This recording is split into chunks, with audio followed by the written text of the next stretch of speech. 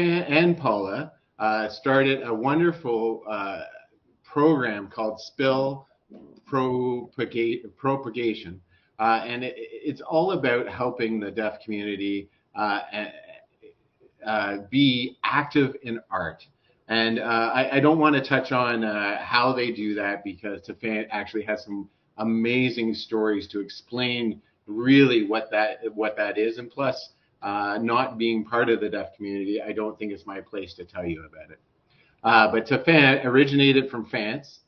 She has a BA in graphic novel and works in French, English, and 2 sign languages. My gosh, she knows more languages than I do. For over 10 years, Tiphaine has worked as a professional artist in comic arts, printmaking, sign language, translation, and performance. Her work has been featured in several exhibitions and documentaries. Tiphaine has hosted national arts leadership residences, expanding art practices in sign language with Spill Propagation, and in 2018 was honored for her leadership in the arts in LSQ in Quebec. She has done so many wonderful things. Not only that, she has allowed and I'm sorry if I say this wrong, you can correct me please, the deaf community to reach the arts in a way that I have never heard of, that is ingenious and creative and beautiful in a way that is so interactive and wonderful. And I just want to say, Tiphaine, I think what you're doing is amazing. I wish Paula was here to also hear that, so I hope you pass that on. But I'm all about inspiration. I'm all about motivation. Like, it took me a long time to motivate Patrick over there to do Soaring Prophets. And now that we do it, we meet wonderful people like you, and he knows how lovely it is.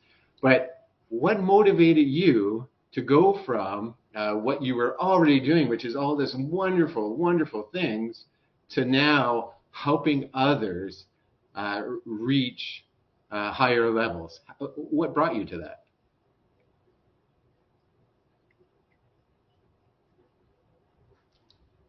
Well, I'll start by saying, yes, it's unfortunate that Paula isn't here with us this evening, but that's okay. I'm here to represent Spill Propagation, as well as the deaf artists that we work with. Thank you so much, James and Pat, for inviting me. Maybe I'll start by telling you, this is how I sign my name. This is my name sign, Tiphaine Giraud. In the deaf community, many individuals in the deaf community and many interpreters as well, not only we use their proper names, but then also we use their sign name. And Paula's name is signed like this.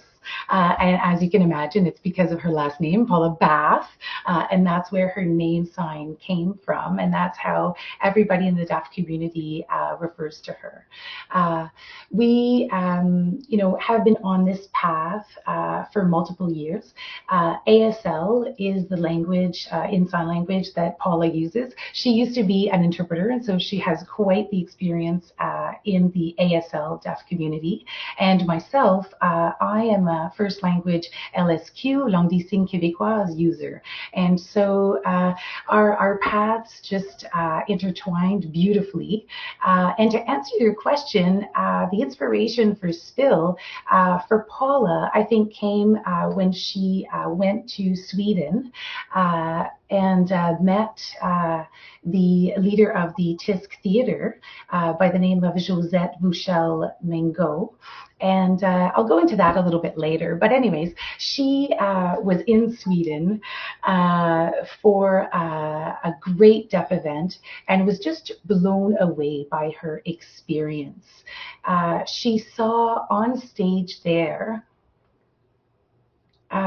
such a difference in terms of what we see here in Canada. In Canada, if you want to see a play and you happen to see ASL, usually the interpreters are way off to one side of the stage, and you have to do the ping pong effect, watching the interpreters and then coming back to the actors on stage. And so it's not the same experience, right? Watching a play that is interpreted the way that we do it here in Canada.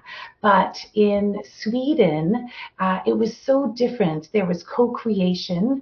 And for example, if there were 5 hearing actors on stage, you would have 5 deaf actors that would play mirror the same role together. And so the way that it was created, both languages were intertwined one with the other. And so you could really get these differences in the languages, sensory experience, fully accessible in comparison to what we have here in Canada. So to make a long story short, she came back to Canada, told me about it, and I was involved with the deaf community and deaf theatre. And I thought, no, we don't do it that way here in Canada. We seem to be a little bit behind. That's something that we should probably work on. And so we decided to, form Spill in 2009.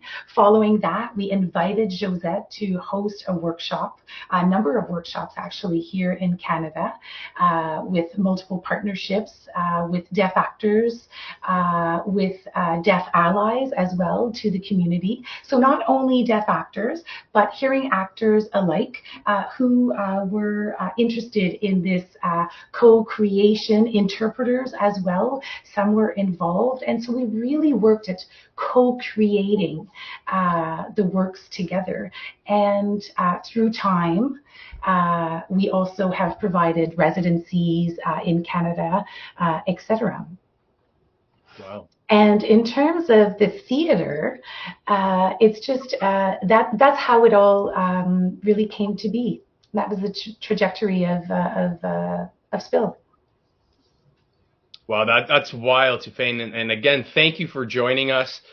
This is a really unique experience for us, and being able to have a discussion with you today and experience what you folks are doing, allowing a community to be more immersed and be able to experience something on a different level for both aspects, for both communities. That's such an important thing. And you're saying that you, with your arts background and the graphic design and that, is there other aspects, or is it all dramatic arts based?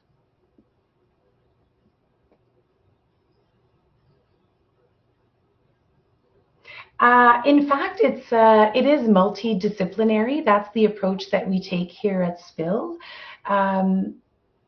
It depends on who's involved and what they want to work on. For example, it depends on the projects that we have on the go. Paula has studied, she's taking her PhD, and really looking at different senses.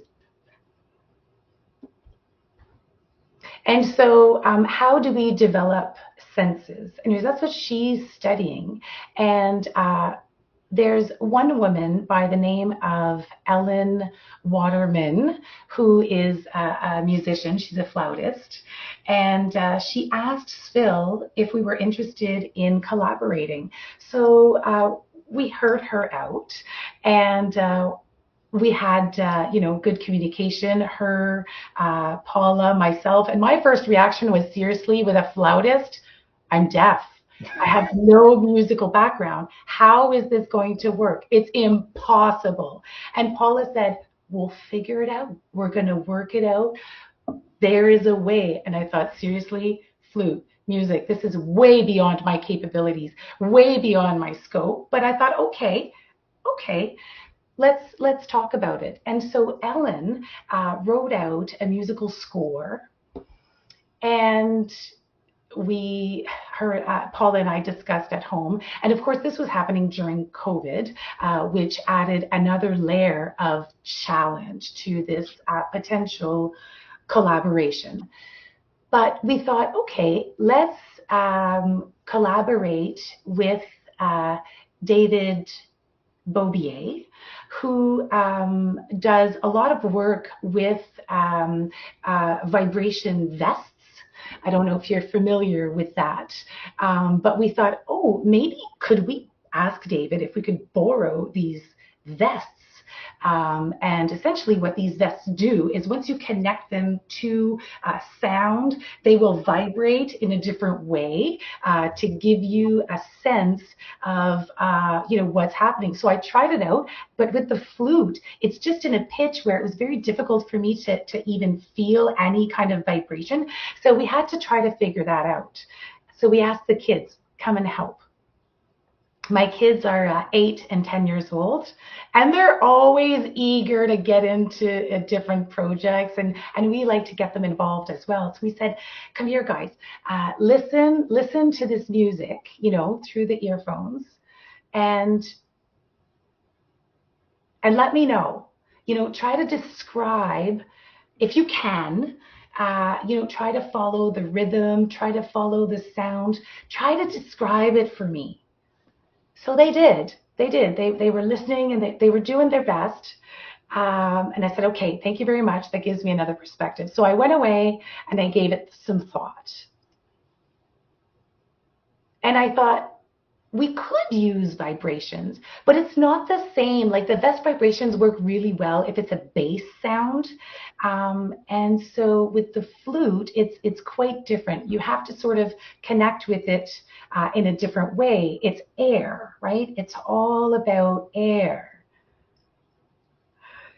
So Paula said, okay, let's try something else. Let's try to draw. Of course, as an artist, as a visual artist, I thought, okay, I'm going to try to draw it out. So I was using the vest plus trying to think of air. And that's how I inspired, my drawing. I thought, okay, maybe the wind is blowing through the instrument quite quickly. Oh, maybe now it's going less quickly, kind of like a car goes through a storm, right? Like that kind of parallel. So I was really just trying to feel my way and draw my way through what I thought this musical score was representing and what I was feeling. And so I did that, and I sent Ellen my drawing, and she was shocked. She said, that's exactly the parallel I was looking for. And I said, how is that possible? We're from 2 different worlds. But there was a parallel, and I was shocked. So I said, okay, with this different technique of drawing, I decided to take a Tibetan bowl. Those bowls where you just, they ring forever and ever, and sometimes you can put water in them, drop rocks into them as well, and you can see how the rocks will, move the water, etc., and you can see the vibration. And so I thought, okay, that's another technique. So she tried that. And then with the flute as well, we were thinking, well, that's a different object, right? And the musician, how does the musician interact with that object? And Ellen thought, oh, that's a great idea. Thank you for challenging me on that. Thank you for that question, she said. And so she sort of took our reflections, and we kind of went back and forth like that, working on this project, working on this score, and it was quite an interesting and enriching experience. And so to me, that's a really good example of co-creation, and it has nothing to do with accessibility, but has everything to do with the 3 of us figuring out together what each person is bringing, what skill set, what experience they're bringing, and of their true selves, and how do we meld that together to co-create really from within. So just to give you an example. That's an incredible story, and it really does tell us quite a bit of what you're doing. I think it's innovation is what you're into. It's you're reinventing something that hasn't been done before. And the fact that you're looking at art in a different way, including your kids, I love that. Kids are so inspirational and see outside of the box because they haven't been taught to see inside the box yet. So they see things we don't. So I think that part is beautiful. and the fact that you're connecting water and movement with the flute, which is something that I would never have thought of. I think that's beautiful. It's wonderful. So when you're collaborating, And I have to say, I have to thank Paula for that because, she was the one that thought it was a great idea and I was not on board. But she likes that kind of thing, what is really out of the box? What's really different? So, okay. And every morning, at home, this is a typical occurrence. The kids just go out of the room because they know that the two of us are just going to be sitting there philosophizing and discussing, what our next project is going to be or what our next challenge is going to be. And they know that they get called upon and they're very happy to contribute. And, a lot of the times their ideas do come to fruition as well. 100%. No, I think that's fantastic. And like James was saying, is that you're kind of re-engineering something that could really have a very broad impact on the world in general, right? You were talking a little bit earlier when we were in the green room about how your artistic journey started, and I wanted to come back to it because I thought it was such a really cute and beautiful journey, but it also illustrates a bit of that initial struggle that some people maybe have to overcome. So can you tell us a little bit about your first play that you were in? Sure, absolutely. Yeah, I guess it's one of those stories that sticks with you, and Paula likes this one as well. So yes, so as a child, I grew up in France. I was born in France, and in France I started school at the age of 3. That's the system there, and my parents decided that it would be good for me to have both deaf and hearing experiences in my schooling. And so I spent some time with deaf students and I spent some time with hearing students. However, that was quite a struggle, I will admit. Doing a half a day on one side and half a day on the other. But at the end of the year, you probably did this yourselves, James and Pat. At the end of the year, you probably were in plays at school, etc. I think that's a typical thing. All kids have to go through that. So I, lucky me, had 2, right? One play with the deaf kids and one play with the hearing kids.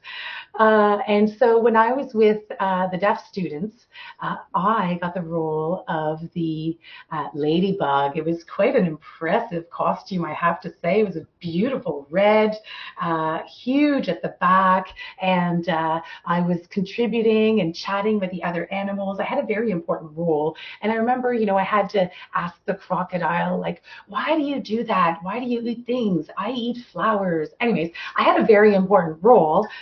And I got to sign during the play, and so I was very proud of that moment.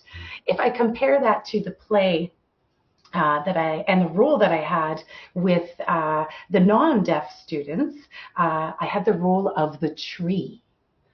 So, wow, right? I feel honored to just stand there just like this and be a tree and watch everybody else around me basically be involved in the tree, and I was just standing there wishing I could, play one of those roles.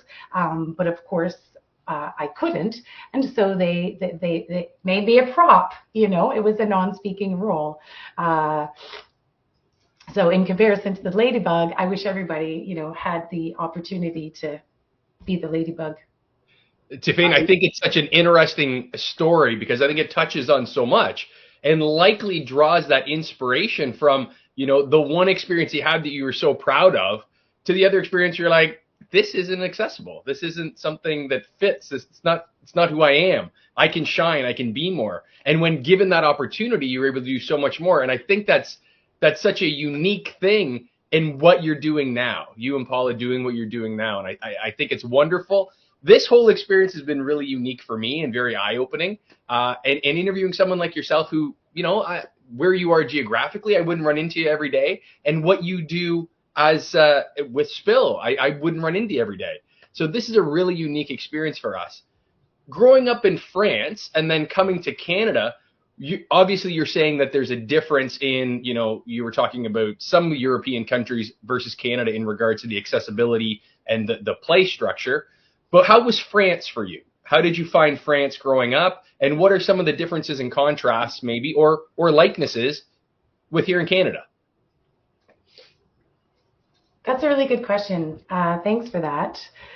It's true. So there's definitely a difference. If I think of Sweden, they don't really limit funding when we think of access. So, anyone who needs access anytime, anyone who needs interpreting services, you can have it. There are no rules, whether it has to be business related or just general life, personally related. It can be medical. But, here in Canada, it is limited to, business, medical, educational. And sometimes it's very difficult to find an interpreter. It depends on where you live as well. If you, depending on which province you're in, Ontario and Quebec, there are differences. In Quebec, we have our own challenges as well because the financing is a little bit different. I remember when I was in school, I was the one, the deaf student, had to apply for funding to pay for the interpreters, which is quite barrier causing. It just adds so much to the experience of being a student in Quebec. In post-secondary studies. In Ontario, that's not the case. But again, like every province has their own sort of setup. And in theater, it's very different. Like I was saying before, theater is very different. In Canada, it's not always accessible. You'll have one play that might be accessible. The next one or the next few won't be. You might have one where they have gained funding. The next one doesn't. They might have a collaboration. They might be working with Spill, in which case they would be accessible. But again, like it's not. It's a lot of work to apply for funding, and then it's a lot of work to create those partnerships as well to make sure that the cycle continues. But here in Canada, it's not as easy as it is if you were living in Sweden. And maybe I'll add, you were asking about my time in France. There are interpreting services in France. I would say that their system resembles a little bit the one in Canada as well, where there are limitations of where and when you can get services. But it was in 1984, right, that I was born. And so that was a different time, if I don't know what it's like now for the kids that are born deaf in that area now, but because most of my life now and my experiences now are Canadian versus French. But, moving to Canada was really the reason behind it was for a higher education. Most people will move to Canada because there's war in their country, right? Most people will move to Canada as refugees or for political reasons, right? My parents decided that it was best to move to Canada for interpreting services, for education, to allow me to get a higher education. Had I stayed in France, I don't believe I would have, gotten a degree because the system there is much more oralistic. So teaching individuals or trying to teach individuals to use their voice, and that's not very successful. And so, coming to Canada was really, way more beneficial for me. In France, there were no extracurricular activities, and so my evenings were spent just catching up on schoolwork. There was no time for sports like other kids. There was no time for art either. But in Canada, going to university here, I thought, wow, this is what it's like to have free time. Seriously, this is right on. And so I took up so many different things. I had to catch up for some very lost time. So I definitely grew my art a lot more in Canada, needless to say. So you briefly said that they in France they were pushing the vocal aspect of it. Does that mean that they were trying to make you talk? Mm-hmm. Essentially, it's that they strongly teach oralism.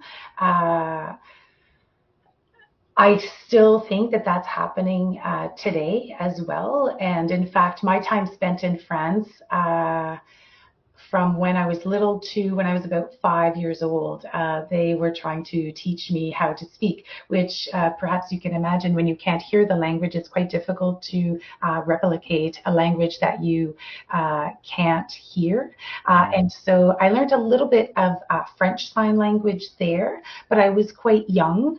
And then, as language acquisition is really important.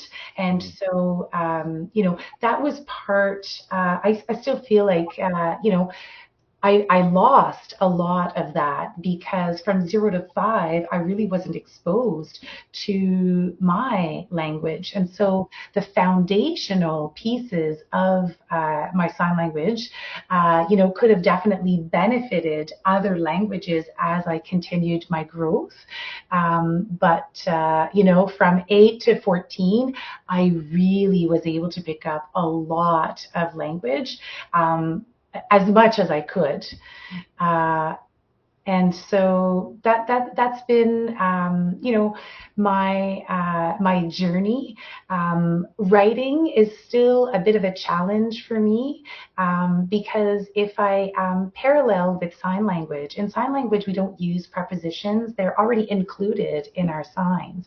And so in French, when we write sentences and use articles and words like de, la, de, those rules are quite strict in the written French language. And so those are pieces that I struggled with for a long time because, again, not being able to hear the language, it's that much more challenging to try and write it. But I am quite well versed in French, but it's definitely a hurdle that I've had to overcome. And, definitely because 0 to 5 is language foundational time. And with each individual, that's just so important. I think, if oralism works for someone, that's great. I'm not against it. But if it doesn't work, it's really important to try something else, try sign language, try something else. And so for me, I was lucky. I was able to have the two in parallel. It was a lot of work. I did a lot of speech therapy as a child. My parents were there to support me quite a bit in my practices. But in Canada, I got here and I was like, wow, this is like ice cream. I love this. I had access to interpreting services and I didn't have to try to use my voice in situations where I wasn't comfortable. I could just use my first language, that of sign language. And so it was really a breath of fresh air, when I came to Canada. However, I should mention, my word, what a difference between LSF, Langue des signes de la France, and LSQ, Langue des signes québécoise. Oh my goodness. I moved here and I got to Quebec and I thought, what is this sign language? We don't use that here. Oh, okay. And so I had to really create some compartments there. And I had some fairly interesting / funny misunderstandings in language at the beginning because, this sign doesn't mean this in LSF and doesn't mean this in LSQ. And sometimes people think it would be the same, but no, it's not. So it is, they're both very visual languages, but definitely there are some differences. So I did go on to learn very, very quickly the nuances of LSQ, followed by, adding American Sign Language to my belt when I was about 21 years old. I acquired some ASL as well. I've heard that. So so I used to work in a school, and I dealt in autism, but the lady I worked with was an interpreter, and she voiced for a young man who was deaf and couldn't talk but could sign amazing. And so she and I talked all the time, and she said that if she went to Toronto, some of their words have a different slang, just like if I were to talk to someone in Toronto, they say words differently than they do in Peterborough or in Ottawa. And so she has to take that into account no matter where she goes. And then to add another French language, I could not even imagine. So it must be pretty difficult sometimes while you're traveling the world to sign to other people. How do you cope with that?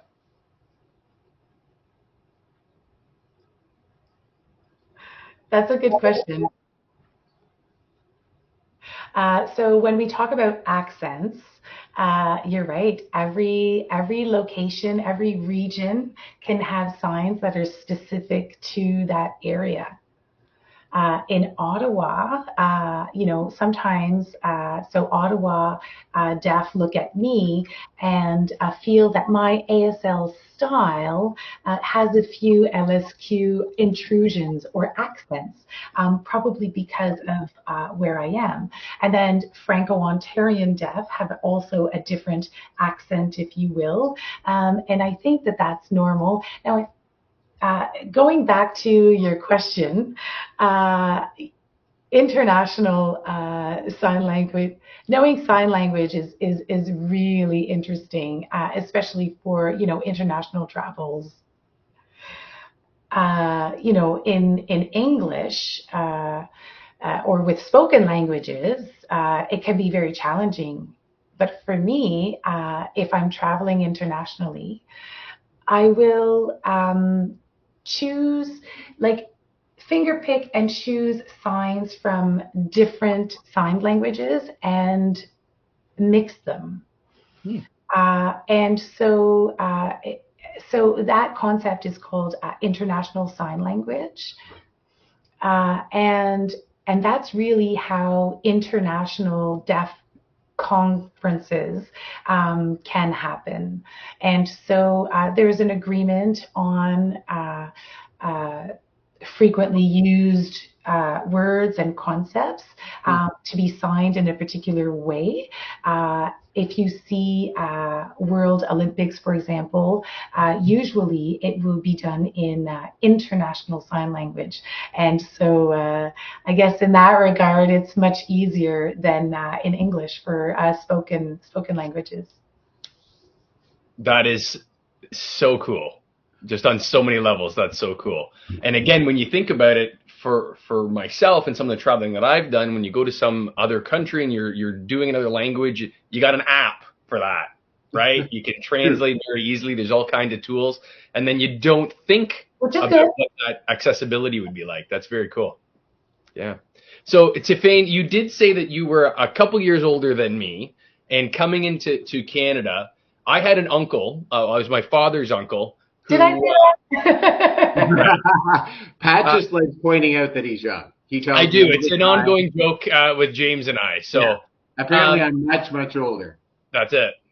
So I had my father had an uncle who was hearing impaired, was deaf, and this would have been in the 60s, 50s and 60s, and he ended up going to the Belleville School for the Deaf, and that was an institution in which he left his family, packed up at a very young age, and was sent to this institution to be more or less raised and taught. And the experience now, you were saying about, being born in 84 and the transition between where you were in France to Canada and that, it's something in our family that's always kind of broken the hearts of all of our family members to what, that young man had to go through to learn how to communicate.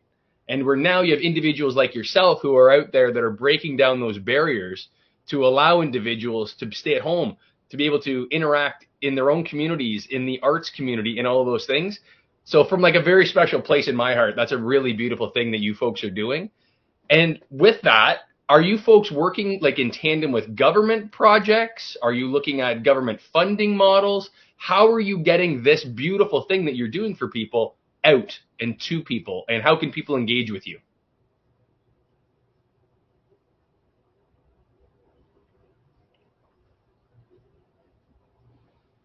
So just going back to your uncle's experience, I'm sorry to hear that. The experiences can be varied. Some individuals have gone through similar experiences and they have been challenging, and others have been absolutely beautiful, you know, being alongside other deaf individuals. So there's Belleville, there's Milton, but unfortunately, a lot of the deaf schools, you know, have closed. And they don't have the same enrollment that they used to have. It would be nice if we could keep them open, but for financial, governmental, and political reasons, a lot of these schools have, you know, not been able to continue. A lot of individuals in the deaf community are fighting to keep them open because they do, you know, promise the, you know, the stability of the language, of the education, and you know, back to my parents moving to Canada. That's one of the reasons my parents did move to Canada, is to ensure that I could get that really good education and not having to be so far away from home to get that education in sign language. In France, my trips were, the commutes were quite exhausting, and I would come home absolutely exhausted.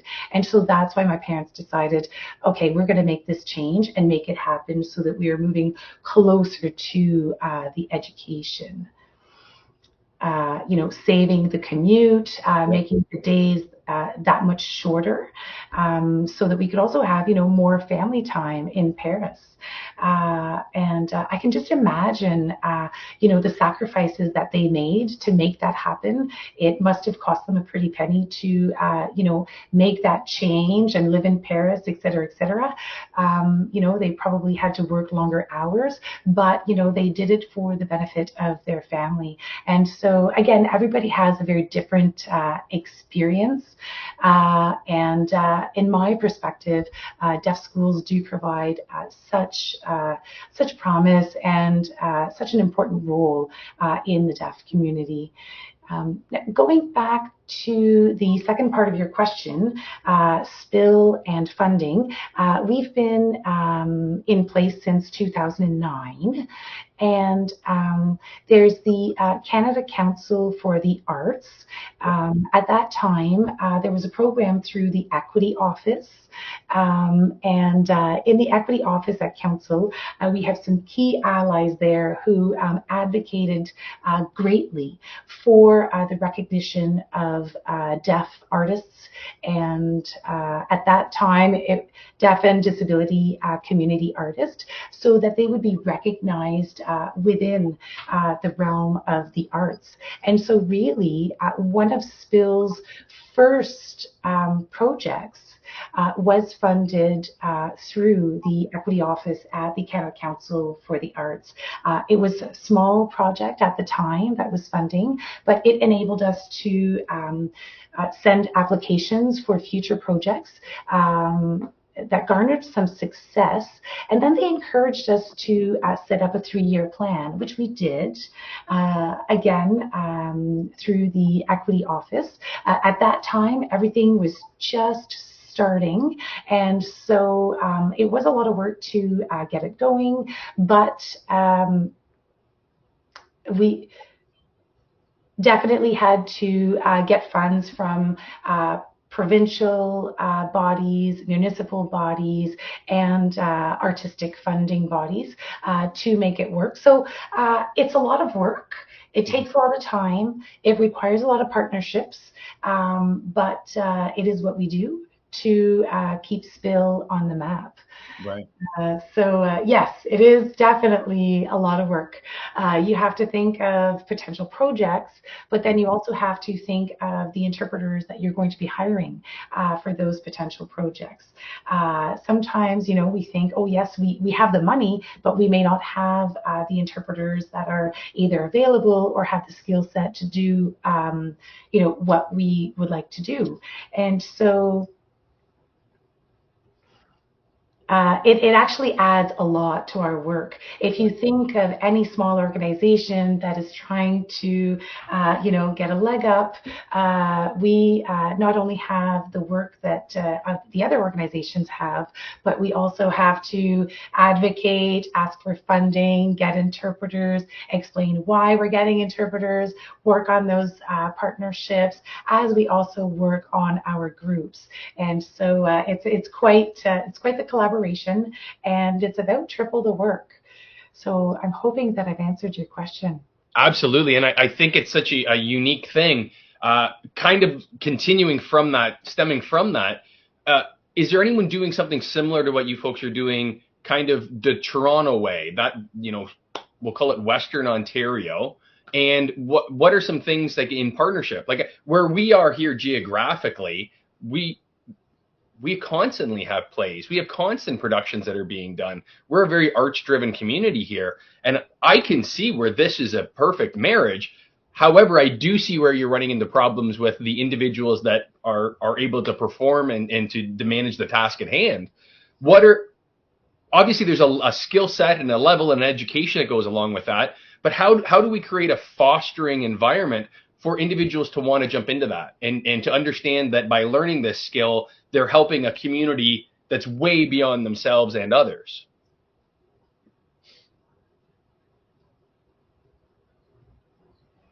The collaborations that you talk about are absolutely key, and looking for varied skill sets.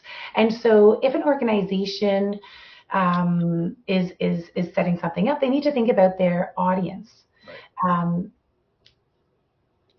Is the audience ready for this challenge? Is the audience, remember when we were talking about co-creation? So not necessarily talking about access, but talking about the process of co-creating in that way that is very organic, very authentic and organic. And so what is each person bringing to the table, and not looking at a challenge, but rather looking at possibilities and not looking at limitations.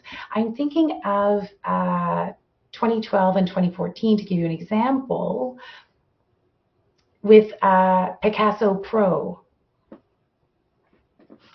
We had a collaboration, Spill and Picasso Pro, along with Andrea Donaldson. And the three of us were working together on a play. It was in the city of Gatineau. The city of Gatineau had this space. They wanted to host this play, and they asked Spill, you can have it. And they gave us carte blanche to do whatever we wanted to do with this play. So we responded with, okay, absolutely. Yeah. Let's do this. And so we thought, we want to see deaf actors on stage. Let's do it. We have carte blanche to do it. And so we contacted Picasso Pro. We also contacted Andrea Donaldson. And Andrea had never worked with deaf artists before, but she was like, this is great. I'm up for the challenge. Let's do it. And so we talked with her and we invited some artists that were potentially interested in doing the play. And so the people who were involved in the play were Peter Ansa. The second person is Ali Saidi and myself. And we all talked about our experiences as immigrants to Canada. And so Peter is from Ghana. Ali is from Iran, and I'm from France. And so we workshopped, we co-created, and Andrea was there as the artistic director. And it was so interesting what each person was bringing to the table. Peter was saying, I like to use my voice, which is great. And I like to sign. And so Peter was using his voice and using ASL, American Sign Language. Ali is from Iran, and so he knows Iranian Sign Language. And for me, I was focusing on drawing. That's how I really tend to express myself, through graphic novel, through drawing. I just love graphic novels. That's how I grew up, actually. That was reading Tiphaine. I don't know if you're familiar with Tiphaine, but I just loved those comic books as a kid. So anyways, the three of us were the three that were involved in this play. And so we wanted to share our experiences. Paula and Andrea were there to support us as well, and they would give us themes to work through. And so themes of immigration, themes of food, family, education, religion. Religion was interesting. Interesting topic. I don't know if, we had great discussions on that. And then when we presented, the play, the three of us were on stage at the same time. So I would be drawing, and the two others were on stage at the same time. Now, some people might think, so Ali was signing, Peter was using his voice, and some people might think that was overpowering. But really, the goal was that and it was called, I should say, it was called A Glimpse of Me, in Parcelle de Moi. And so the audience, whether they were deaf or hearing, they had so much to try to grasp and understand. And everybody hopefully was walking away with a similar experience. Oh, I was trying to grab that information. Oh, I was trying to understand this piece, but this was happening all at the same time. And so the audience really enjoyed it. And that's another really good example of co-creation together. And so that was an amazing experience looking back. I love. Sorry. I wanted to go back to the whole religion thing because that was interesting. The three of us are from three different countries, right? Ghana, Iran, and France, all deaf. And it seems that no matter where we're from, we feel like each religion tried to fix us. Each religion tried to fix our hearing and make us hearing in all different approaches. So, when I went to school, I went to a Catholic school. It's not something that I do now, but that was my experience as a child. And, in church, after church, they would say, come with me. Don't be scared. Come with me.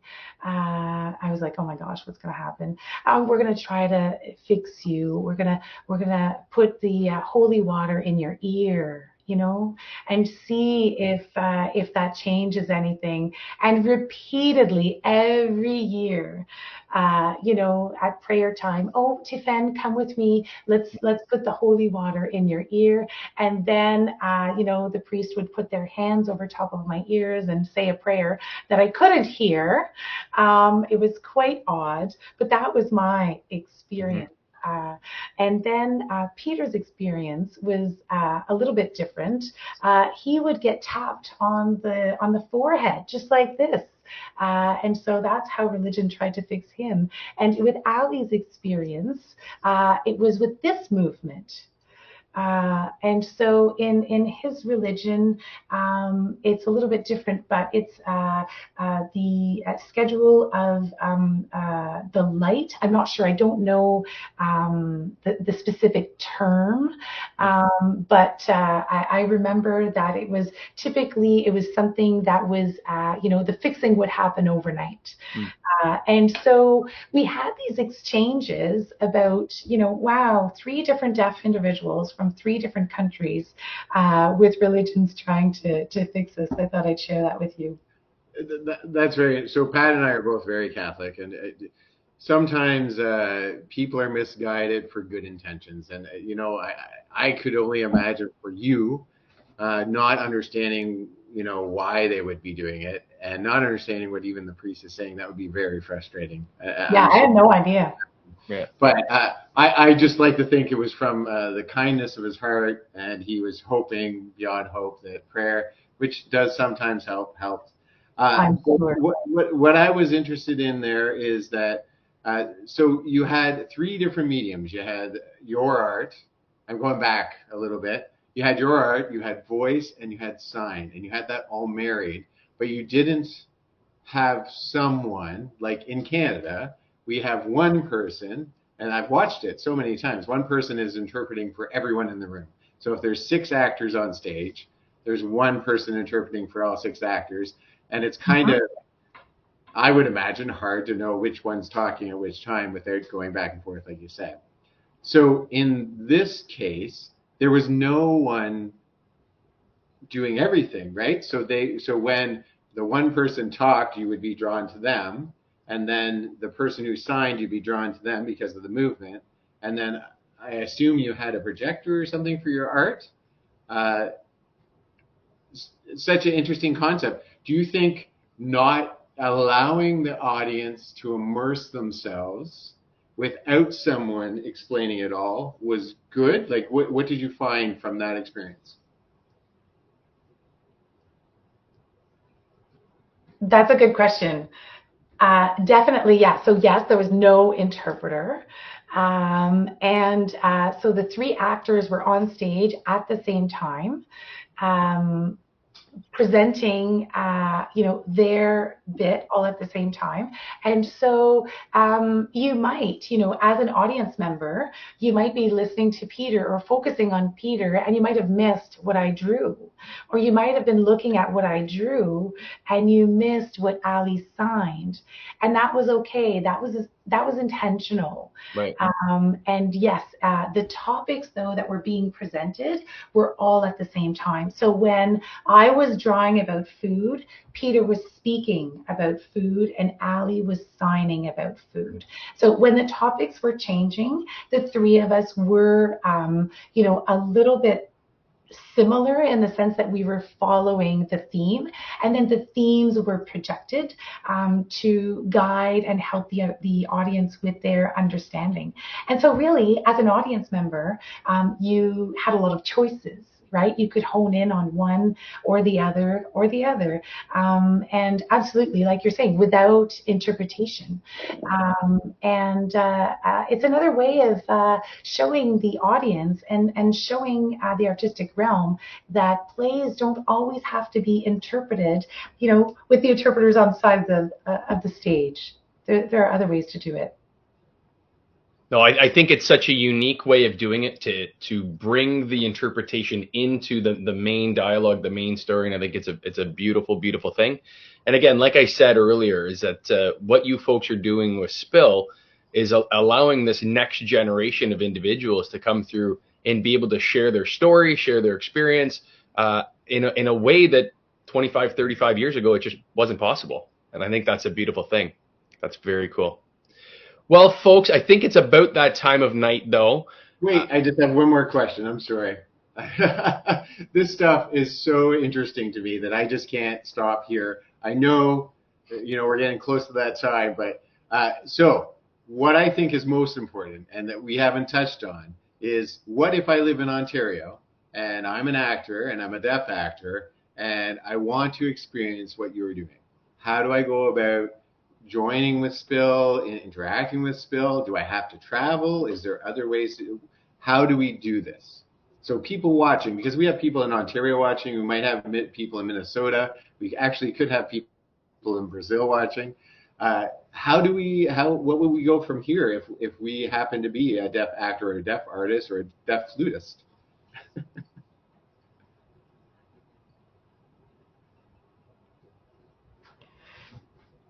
Well, thanks for your question. I would say that since the inception of Spill, we definitely see a lot more opportunity. In Kingston, there is the Deaf Spirit Theatre, and so there are a few organizations that are set up, in Canada. So Spill would not be the only option. It is one option. And so really, I would say to individuals, to connect with one another. And depending on what your goals are, that will inform, who you want to work with. Sometimes we can just Google deaf theater, co-creating, who is interested in working with, deaf-only cast or deaf and hearing cast. It really would depend on the person's goals. With Spill, we really encourage the co-creation process and the collaborations. And we don't work within the sign language world only. A lot of our collaborations are deaf and non-deaf, deaf and hearing. And I would say if people have more questions or they were interested, to absolutely contact us. And also to check your local area as well. Spill isn't physically fixed in Gatineau, and so sometimes we can help to connect you. Perhaps individuals don't know, but sometimes just by looking, there are opportunities that are closer than we think. So sometimes just putting it out into the world is an opportunity to create those partnerships and to start from there. You can always Google Spill Propagation as well. You can contact us through our website via email. We can always communicate either by email or we can set up a Zoom call that is interpreted. If you're somebody who doesn't use sign language, we can set up a Zoom call that is interpreted.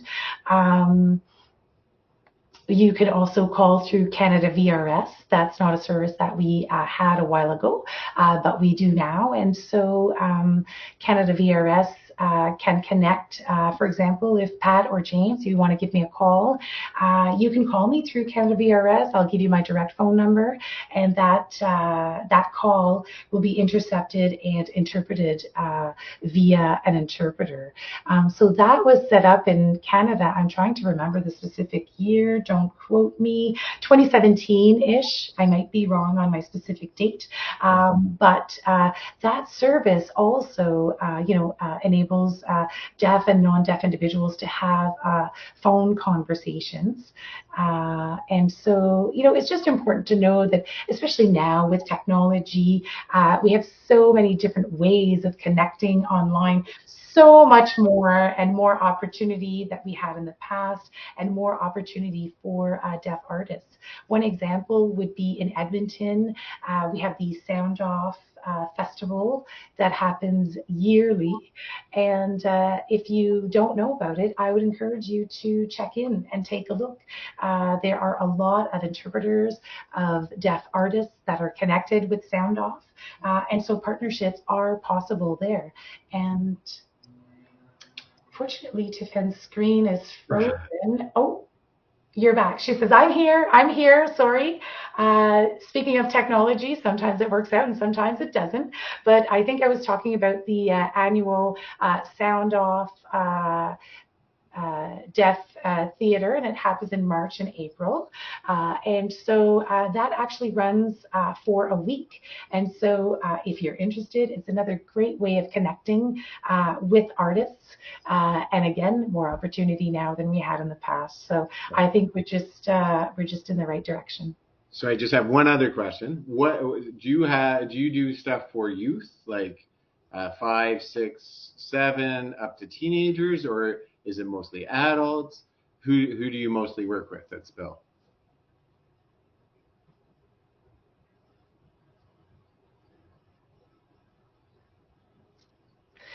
We work with individuals who are artists, who are adults mostly. However, these adults are also parents. And so we do have a strong family value, family belief here at Spill. And many artists, we recognize that many artists sometimes are struggling. Caring for kids can be a little bit challenging sometimes when you are trying to access a workshop or an opportunity if you happen to be a single mom and an artist. We incorporate those values in our programming as well. It's really important for the kids as well to learn sign language, and it's really important for them to be involved. My kids are hearing, but they are involved in my deaf world, and so it's our worlds that we are all, sharing together, and so the experiences are done together as a family. And sometimes, if we're hosting a residency or a workshop, we will oftentimes, make sure that there are kids' activities nearby, so that there's a kids' camp or kid mining, providing lunch, etc., so that the parents can focus, parallel to knowing that the kids are well taken care of. Oftentimes what happens is the kids get involved in the art because they're interested in what the parents are doing. Just to give you one example, during COVID, about 2 years ago, we couldn't get together. And so we did an art it's like a craft off, I'm going to call it. And so what we did is we physically mailed out packages and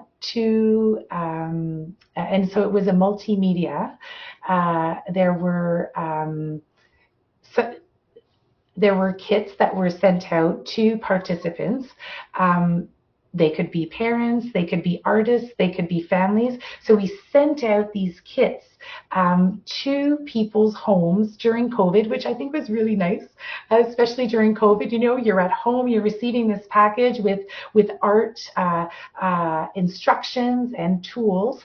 And so they had a métissage to do with a deadline and instructions to, come and meet us on Zoom at this particular time and date and show us your art. And it was great. It was amazing. Everybody showed up with very different creations. We asked them to send us their creations afterwards as well, so that we could document that as well. But that was a different way to connect with our artists. During COVID, we also booked interpreters online, and so we had ASL interpreters as well as LSQ interpreters. We had a second one as well where they did weaving, and so that was last year. And again, we got everybody together on Zoom. Thank God for the internet and these types of technologies that enable us to still co-create and get together that way. I think it's amazing what you guys do, what you're building, and you're breaking down barriers for a generation to come that is going to be just so much farther ahead, so much better off. And talking from a family experience, I thank you very much for what you guys do, because again, with the family experience that we had, it wasn't a great situation. And knowing now that those resources are becoming available, like you were saying, like the phone situation, VRS, I believe is what you called it, VRS. Yeah, you got it. That would have been life-saving, right? Like that would have been dramatically different. My uncle, who was at the Belleville School for the Deaf, when he would come home, he would say to his mother, and it still breaks my heart to this day. He's like, when I look at the moon at night, it's the same moon that we look at, right? And that's how they would, like, that was just the era. Like, that was just such a heartbreaking, heart-wrenching experience. Mm-hmm. To live in that world where you couldn't communicate, and we're working your hardest to be able to communicate and to be able to deal with that, like from just a deep family thing. I thank you for what you guys do. I think it's beautiful. So I think, I think we'll wrap it up for tonight. And Tiphaine, this is where on all of our podcasts, I have a little slogan, James got a little sign off, and then we told you when we first started here that there's no gotcha questions. This is where we give you a gotcha question, and we leave you with the final word and what your inspiration is for the world, what your message is to people. So this is where I'm going to sign off, James will sign off, and then you get the last thing, whatever you think the world needs to know, and something to lead them on. So as always, folks, thank you for joining us on Thursday Night Live. This was amazing. This was an experience that I am so glad that I got to be a part of.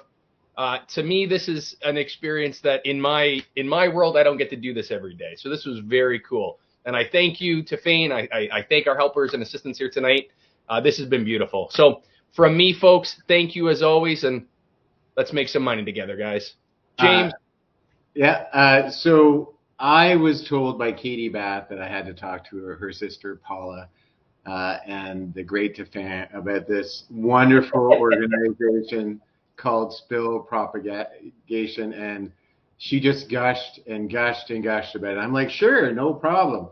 And then I started doing some research about your organization, and I couldn't believe it. And then I started gushing to Pat. I wouldn't shut up to Pat. I'm like, this is going to be amazing. He's like, I don't understand. I'm like, dude, it is going to be the best experience. We will be like, it'll be so different for Soaring Prophets. It'll open us up to another community. I was just so excited about learning about art. I am a big art guy. I do drama. I teach drama. I direct plays on a school level. And so any kind of art, I think, is so important to all kids.